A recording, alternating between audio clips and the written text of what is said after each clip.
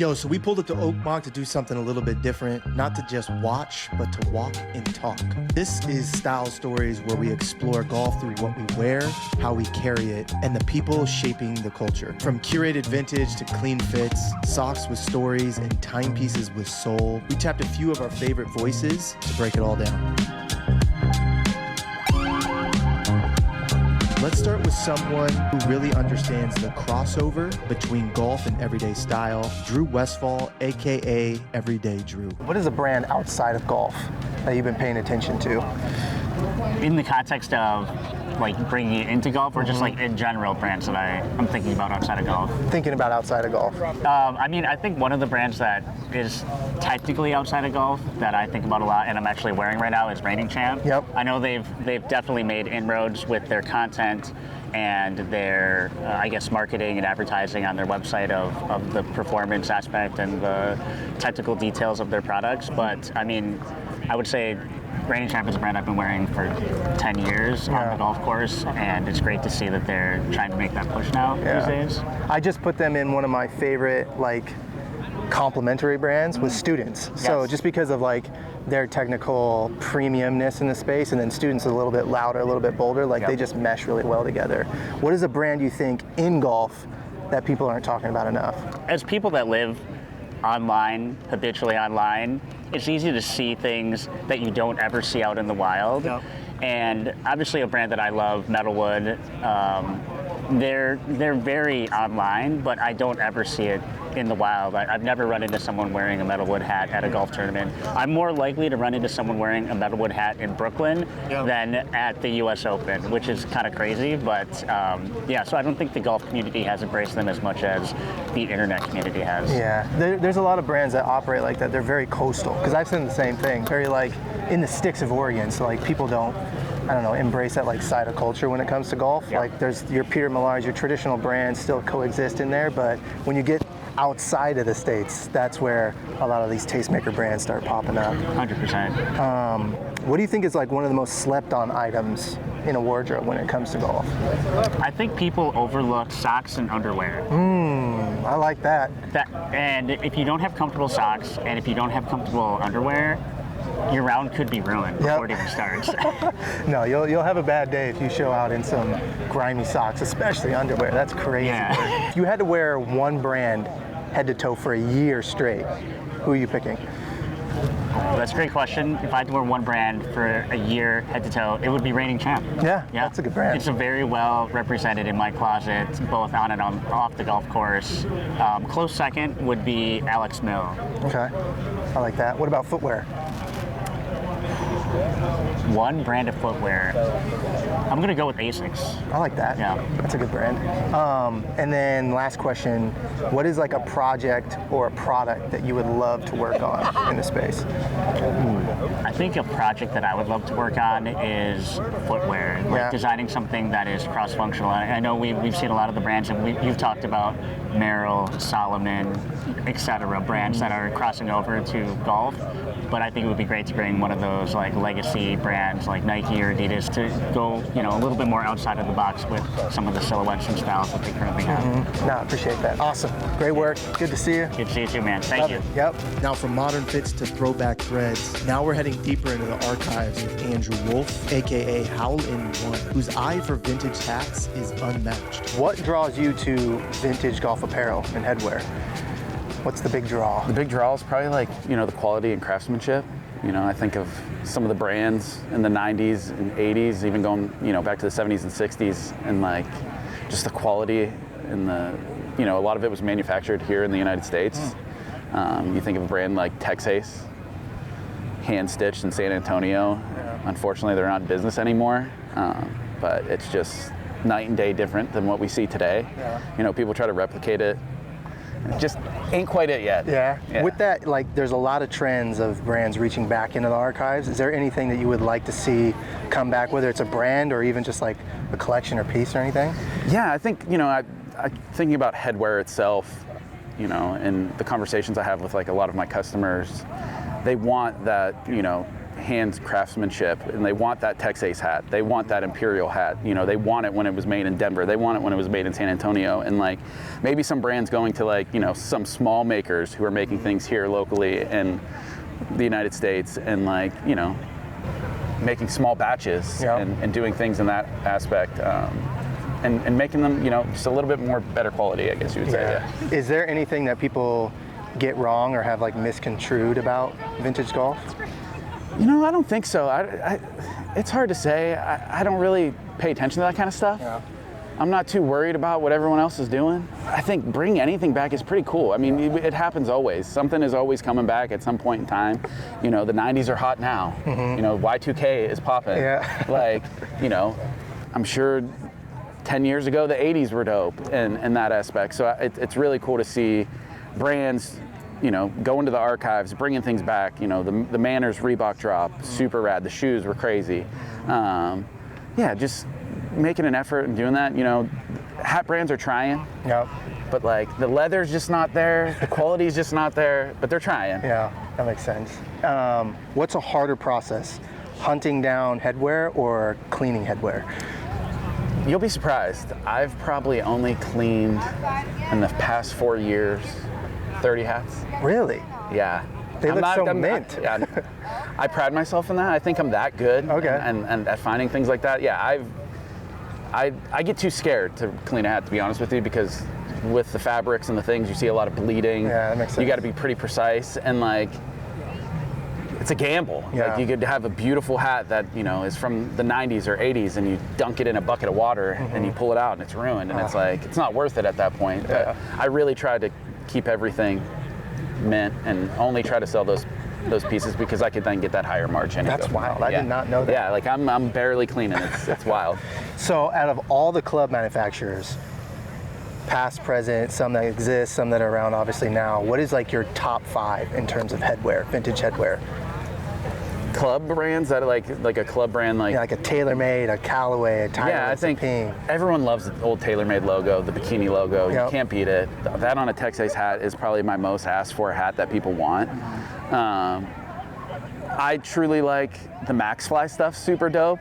I think that like they've really done even like the things they tried with the thing they do with Metalwood was super awesome. Going into the archives and bringing the striped hat back, which is like another big desirable hat that I sell.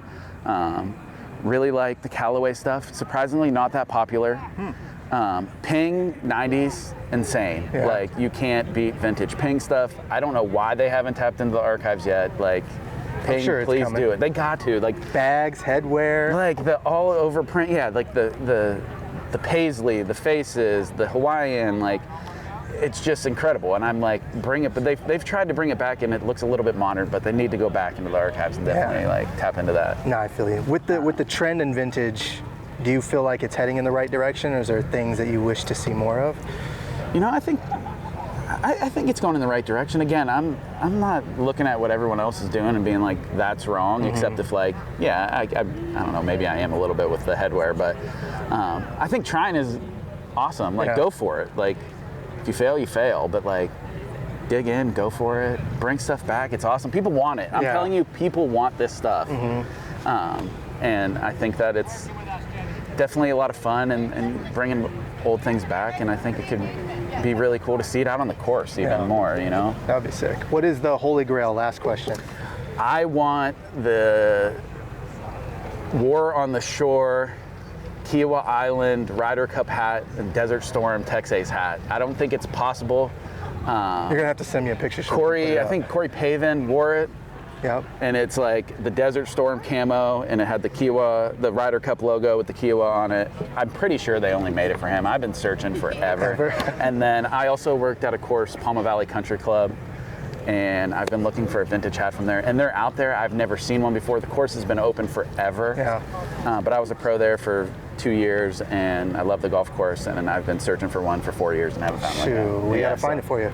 Awesome, man. Appreciate it. Keep doing your thing. Yeah, thank you so much. From hats to socks, the details always matter. And no one's elevating the sock game quite like Zach from DelCampo. We're gonna talk drops, inspiration, and locker room dreams. What is something most people don't realize when you're building a brand from scratch?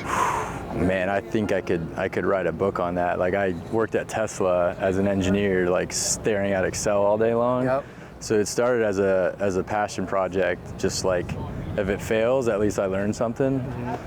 So I kind of went into it with this expectation, like there's a million things that I don't know, which is half the reason I'm doing this. I think the big piece is like, I don't know, like the power of like working with other people and collaborating, and like, you know, there's so much for you to learn, like going into it with an open mind of like, I don't have all the answers, but I'm willing to listen and learn and like make decisions as we go and iterate. Like, that's kind of, I don't know if I could give any take. It's like, recognize what you don't know.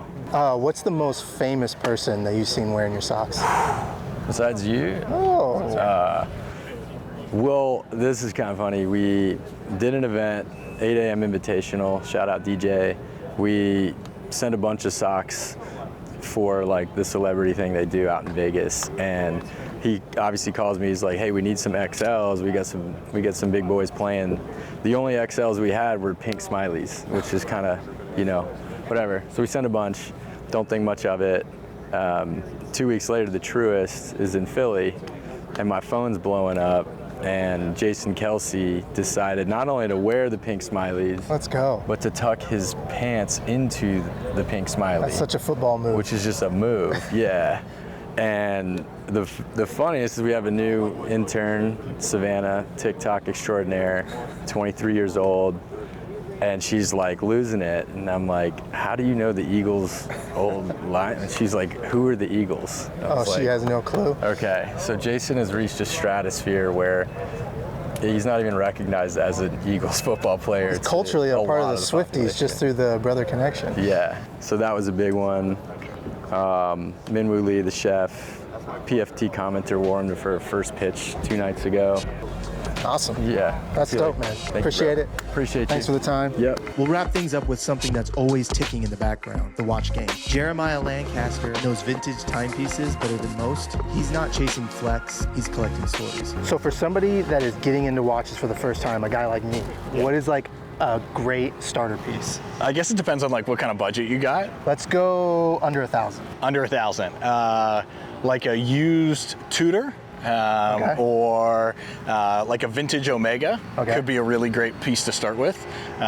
You want something that is classic, that you can wear with everything. I think there's a lot of hype pieces out there today, but I think I advise everyone to just kind of get something that they like that they can wear with everything. So yeah, definitely I'd lead you down the path of maybe like a used Tudor or a vintage Omega. Where's the price points at on those? You can see them anywhere from like $1,500, right? You can even see some cheaper Omega Constellations or other watches, even under $1,000. Awesome. All right, so vintage is having a moment right now, both in footwear and apparel, but in the watch world, if I'm getting into vintage watches, what's like one thing I should keep an eye out on when I'm buying a vintage watch? Yeah, I think ultimately it comes down to probably like 3 things. The first is know who is selling the watch. Okay. We always say, you know, buy the seller, Okay. buy the dealer. Because ultimately it's like a lot of trust. Second thing is know what you want to get before you get it. Kind of do your research. Okay. You know, we live, you know, there's tons of great forums out there, Vintage Rolex Forum. Yep. Those are Rolex forums. Those are great places if you're looking for your first, say, Submariner or GMT. You can do a lot of digging there too. And then last but not least is make sure that like you inspect the watch and you see a couple watches before that, because if it's your first time getting a vintage watch, you might think something's wrong with it. You might think, oh, this is a little too light, or it doesn't feel just right like a modern one like someone else has. So make sure that you put your hands on a few watches before you actually go and buy one. All right, I'm a big mood board guy when it comes to trying to put together an outfit, build that like vision board. When it comes to window shopping with watches, trying to get inspiration points, what's a good place either online or in store to kind of get inspired? I think the tough thing with vintage watches is that there's not many shops that you can actually kind of go in and take a look there. So I draw a lot of inspiration online. I think one of the places that I always look is, I drop a lot of pictures on my IG, Meters First, Okay. but I also look at a great site a good friend of mine runs called Tropical Watch. Okay. And he always, you know, really dials in the photography. You can kind of see the vibe of what the watch looks like. I think another thing that's really cool about vintage watches watches is that you got to see the way like the light hits them or the way the sun looks on them too. So between, I think, Tropical Watch, a little bit of Instagram, I also think like going out and whenever you see someone that has a watch on and just asking them to kind of take a look. That's where I'm at right now. Yeah, you just kind of give them an ask and say, hey, what's on your wrist, you know, and see how it looks. I think I've talked about it a little bit, but the way that I got into watches was very much like traditional running and Apple and smartwatches and whatnot. For you, like, what's the story behind how you got into the watch world? Yeah, my great uncle worked for U.S. Steel, and as part of him working there for 37 years, he got a gold-capped Omega, and that Omega Seamaster was probably one of the most near and dear things to me because my dad wore it for many, many years. And so when I was younger, I always saw this kind of gold Omega, and we grew up with very little, right? And so that was probably like the heirloom piece of everything that we had. So when I got old enough, I started buying vintage Seamasters off of Craigslist and eBay, and I wanted to kind of, you know, emulate that that kind of look. And then eventually my dad passed that watch on to me. Okay. And that How really old were you? I was 17. Oh wow, and teenager with trust. Yeah, so he passed it on to me, and you know, I bought a new band for it, started to experiment with straps, and then as I started to get older, I wanted to kind of get into different watches. So I went from Omegas, then I started collecting Rolexes, and then you started collecting even more, and then it just kind of evolved from there. So it all started with that one vintage Omega that my great uncle was gifted. What do you think is like your favorite watch brand today? I definitely think for me it's got to be Rolex. I love the history of watches, and I think like if you look back at Rolex from the 1950s all the way up to about the 1999s, you had watches that are built for their tool watches. You know, today they're now, you know, they're pieces of jewelry, right? They're flex pieces, style pieces. But I think there was, you know, really great people that wore these watches to be divers, to be pilots, and I love buying a watch with a story behind it. Yeah. What do you think was the best era in terms of Rolex? I think like 1980s is like probably the best style area. They had all these watches called matte dials, and those matte dials patina really well, and they got a little bit of character and uniqueness versus watches today. They all kind of look uniform and similar, and that's by design. But if you look at you know, watches from the late 1970s, early 1980s, you're going to see all this fantastic patina. So for me, that's it. And they also have all the modern features where they have like a sapphire crystal with that matte dial. So they look really vintage. They look old, right? But they have kind of the modern aesthetic also with them. That new money charm. Yeah. Love that. Awesome, man. All right, man. Appreciate it. Yeah, Thanks for taking me down the rabbit hole. Absolutely. Style stories from Oakmont. 4 walks, 4 stories, and a little more style than when we started. Peace.